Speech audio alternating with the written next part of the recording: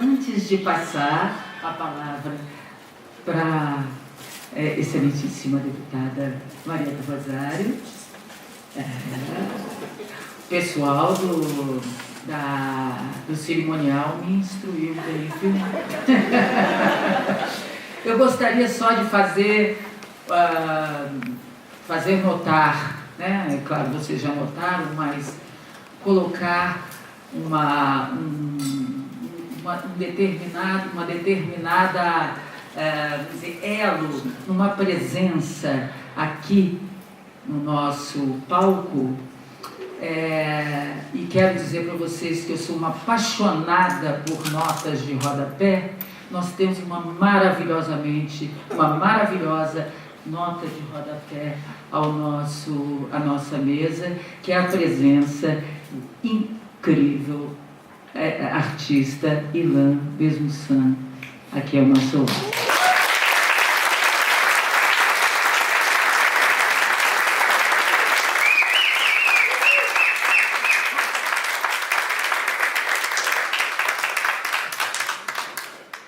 E agora, então, eu gostaria de passar a palavra à deputada Maria do Rosário. Obrigada, Lívia. Eu quero agradecer o convite e cumprimentar. É um prazer realmente ouvir o Dr. Roberto Caldas, presidente do Portinho Interamericano de Direitos Humanos. Traz os elementos da nossa participação como brasileiros e brasileiras no sistema interamericano de direitos humanos e no sistema internacional, que é, inclusive, um sistema protetivo dos nossos direitos como brasileiros e brasileiras, assim como de todos os latino-americanos, de todos os americanos, como muito bem trouxe Roberto, e que tem contribuído enormemente com o Brasil, porque todos os documentos internacionais de direitos humanos pactuados, eles têm um valor inestimável na relação entre as populações internas de cada país e os seus governos e os seus estados nacionais, no sentido de proteger os mais atacados, os segmentos mais atacados, em todos os sentidos mais violados dos seus direitos humanos, da atuação dos próprios estados, que mantêm invariavelmente uma disposição autoritária, uma burocracia autoritária. Então a limitação da atuação do Estado tem a ver com estruturarmos no mundo contemporâneo do pós-guerra instrumentos de direitos humanos protetivos às garantias individuais, aos direitos coletivos, a direitos que são inalienáveis, portanto não se negociam, não se trocam, não podem ser trocados por qualquer coisa, por qualquer dinheiro, por qualquer mercado, e direitos que são universais e indivisíveis. E é disso que nós estamos falando aqui. Falando com vocês que são artistas, falando com Sinara Menezes, que é jornalista, sobre o direito de expressão, de liberdade, fundamental para a democracia.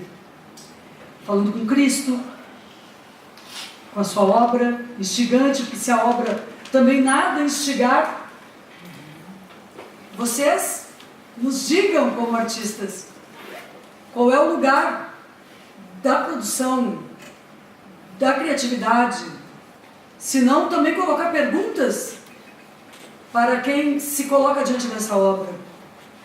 A arte nunca foi conformada ou formada dentro de caixas, ela sempre rompeu barreiras. Mariana, meus cumprimentos também, pelo governo do GDF estar presente. Quero cumprimentar minha querida amiga Érica Cocai, que é uma brilhante e essencial parlamentar do Brasil e deste Distrito Federal, porque eu faço votos que ela seja parlamentar, porque é a única do DF aqui com quem também a gente tem uma condição de diálogo a partir de alguns temas. E bem, eu queria trazer alguns elementos a partir da fala do Roberto Caldas e dos direitos humanos e da democracia. Nós precisamos perceber o que acontece a partir do Queer Museu e do fechamento da exposição como algo que está articulado a uma série de outras questões. São vários capítulos de uma mesma formação, de um mesmo rumo autoritário ao extremo para o Brasil. Me preocupa que nós não estejamos aqui. Eu não quero usar "eu tenho medo".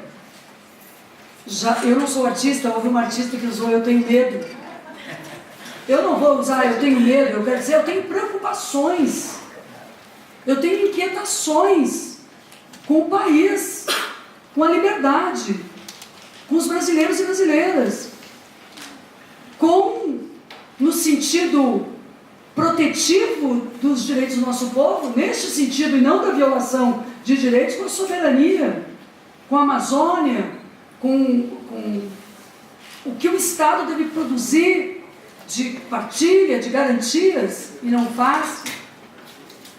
Então, nesse momento em que os artistas livres, num coletivo, organizam essa reflexão, também para nós que estamos, Érica, no centro da atividade ali parlamentar, para nós também nos leva a nos posicionarmos. E o que aconteceu com o fechamento da exposição é parte de um mesmo movimento que fechou a democracia num golpe em 2016, quando caçou os votos dos brasileiros e brasileiras.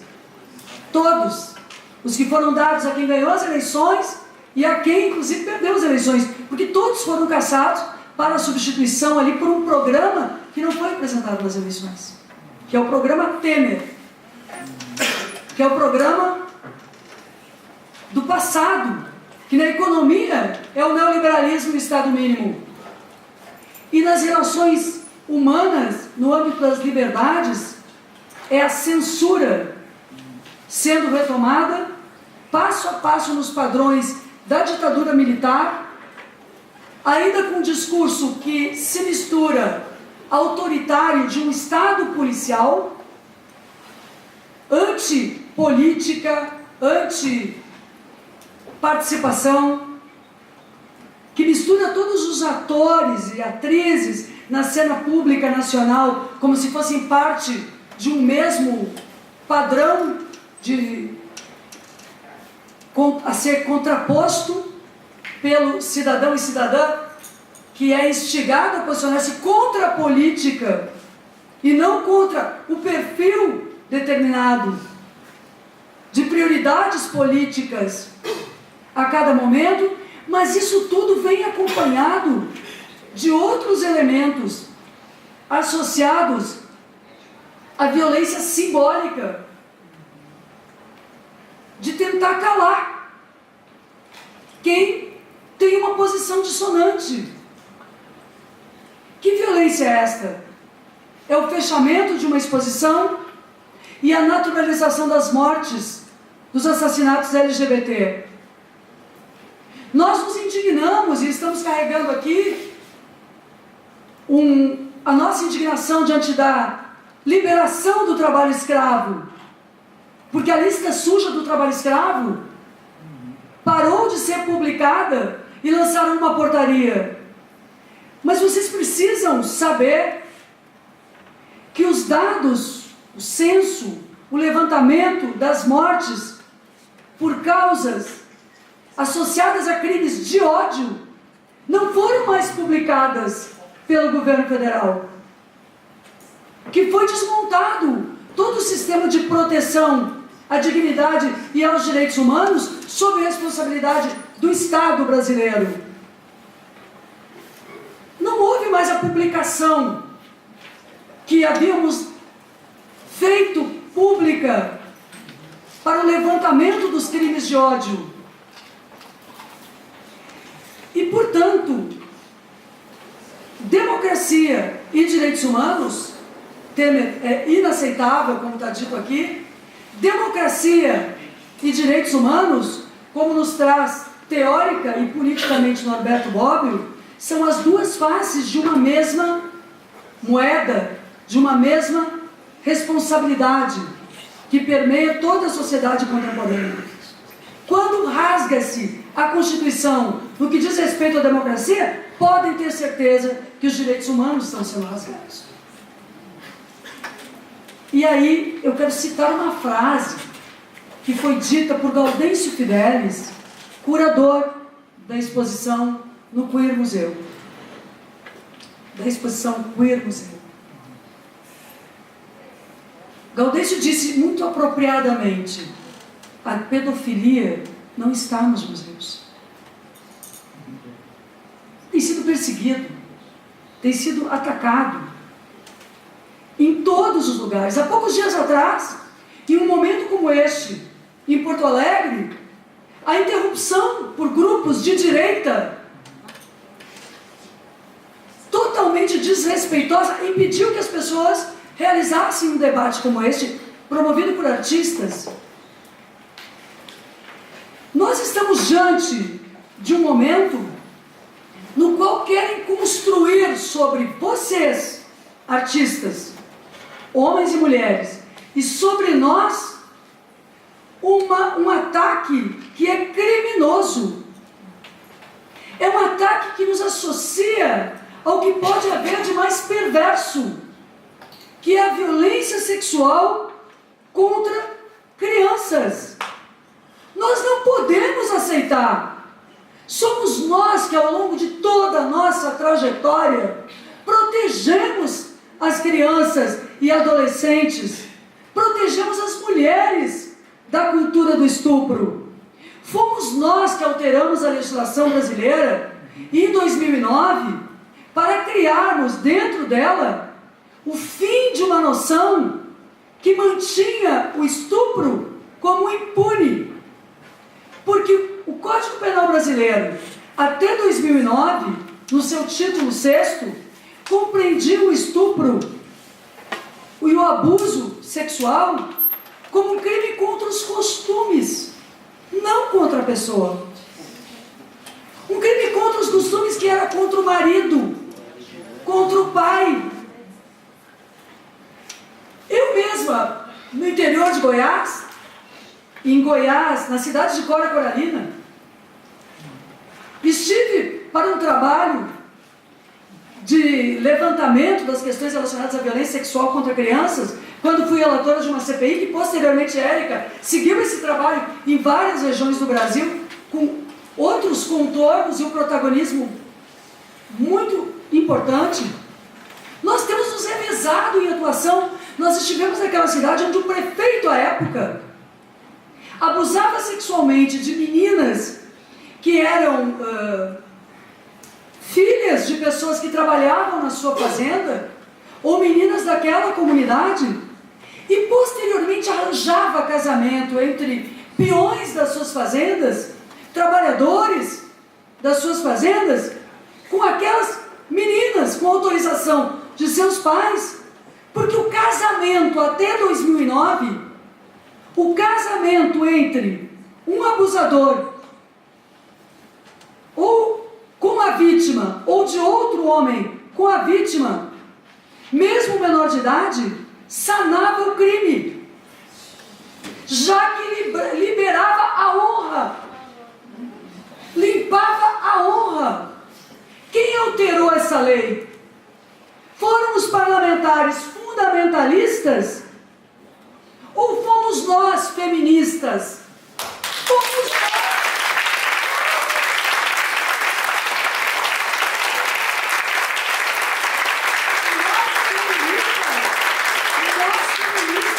Alteramos para que não existisse mais no Código Penal também aquele dispositivo que citava: a lei protegerá a mulher honesta. Nós fomos ao STJ, aí no período em que estava no governo, com o Roberto e com o Conselho Nacional de Direitos Humanos e o Conselho Nacional dos Direitos da Criança e do Adolescente, quando os juízes de São Paulo, em primeira e em segunda instância, liberaram abusadores que compravam sexo com crianças em praças e diziam que elas não eram mais virgens. Quem foi ao STJ, senão nós, as feministas, para revertermos essa violência contra crianças? Nós não aceitamos nem que Gaudêncio Fidelis, nem que Adriana Varejão, nós não aceitamos que os artistas sejam criminalizados quando eles sempre estiveram conosco na defesa das crianças e adolescentes, enquanto os fundamentalistas sempre fecharam os olhos para violências que ocorreram e que ocorrem nos ambientes religiosos do país. Eu digo isso sem medo, porque eu creio, do fundo da minha alma, que o Brasil hoje vive retrocessos com uma retórica que usa Deus, inclusive usa Deus. Eu tenho dito para alguns colegas parlamentares que o direito ao sagrado, assim como a liberdade, é um direito universal. Talvez nós tenhamos aqui pessoas de todas e várias religiosidades. Não busco que se criminalize qualquer religiosidade também. O plano da religiosidade está estabelecido no direito individual e na liberdade de culto, que vem desde a Constituição de 46 e que, aliás, foi colocada na Constituição de 46 pela bancada do PCdoB, pelos comunistas naquela época, por Jorge Amado e tantos outros. Portanto, nós estamos vivendo não a liberdade religiosa no Brasil. Nós estamos vivendo um ataque ao Estado laico, que é o contrário da liberdade religiosa. É o Brasil voltar. O Brasil está mantendo religiões oficiais. O Brasil, o pecado está na cabeça do pecador, como um espelho de si próprio. Sem dúvida, eu leio os cartazes aqui porque, enfim, eles também dizem. E a nossa voz tem que dizer. Nós precisamos dizer as palavras como são. E as palavras como são significa defendermos hoje a Constituição Federal Brasileira é o ato mais subversivo que nós podemos cometer no Congresso Nacional. Nós somos as subversivas e os subversivos que defendemos a Constituição. O que defendem os fundamentalistas e a direita é rasgar a lei, a Constituição, invadir espaços de debate, desrespeitando a livre expressão, perseguir artistas, fechar a palavra. E essas raias, não da loucura, mas do autoritarismo, chegam à própria morte de pessoas pelo simples fato de terem uma identidade diferenciada, por serem gays, lésbicas, trans, por serem o que são, por serem mulheres, porque a misoginia também está aí, nos ataca, tenta nos atingir, e nós levantamos a nossa cabeça, ainda bem com sororidade entre nós, porque nós precisamos fazer a nossa parte, por luzes, por ideais que nem podem ser sublinhados exclusivamente como da esquerda. Há um padrão na democracia de liberdades liberais básicas que está sendo rompido por esta direita. Uma direita com viés fundamentalista religioso e que almeja ser poder no Brasil, que manipula, pelo pior, alguns setores militares nesse atual momento, a quem nós nos dirigimos também quando falamos em público, para que não se lancem numa aventura, porque há militares que têm um sentido sobre a importância da democracia, que precisam ser resgatados para pensarem, como já pensaram em outros momentos históricos, e não se submeterem à lógica dos Costa e Silva, ou dos Geisel, dos Médicis, ou dos Figueiredos, ou dos que pretendem, sem o conhecimento, ou o brilho, ou a cultura, transformarem-se nestes. Nós não podemos aceitar. Por isso, eu repito a palavra que foi aqui apresentada, porque hoje, eu e Érica e muitos outros parlamentares estamos fora do plenário para fazermos a resistência a Temer, para que não nos usem, não usem a nossa presença para o quórum de mais um dia da vergonha em uma casa que já foi de Ulisses Guimarães e Rubens Paiva. É inaceitável. É esta a expressão. É inaceitável. Temer é inaceitável, porque temer é inaceitável. Abaixo a censura. É isso que eu quero.